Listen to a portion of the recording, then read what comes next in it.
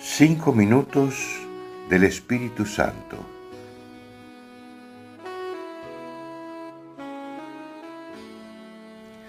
El Espíritu Santo nos lleva a adorar al Padre Dios y le ofende que adoremos las cosas del mundo.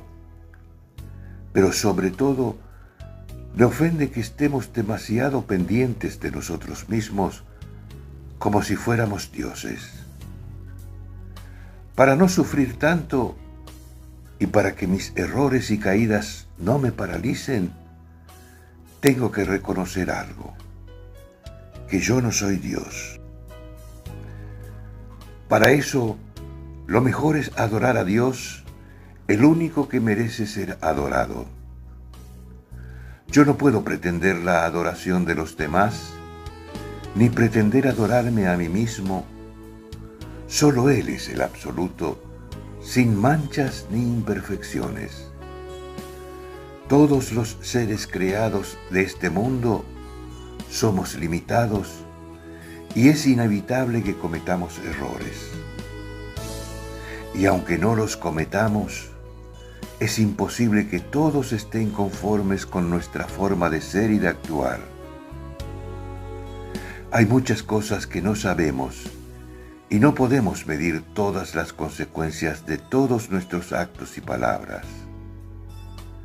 Ignoramos todo lo que hay en el corazón de los demás, no podemos enterarnos de todo y ni siquiera nos conocemos bien a nosotros mismos. Nuestra forma de ser necesariamente tiene límites.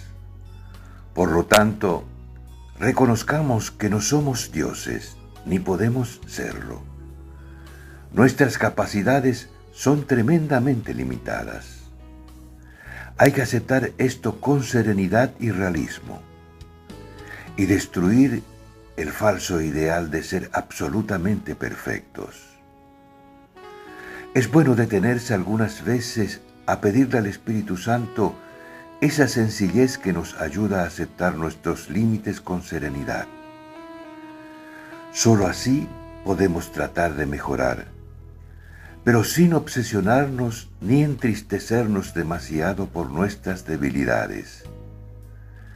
Los errores pueden darnos la gran sabiduría de la humildad, la bella virtud de la misericordia, la serena paciencia con los errores ajenos, la capacidad de depender de Dios con sencillez, etc.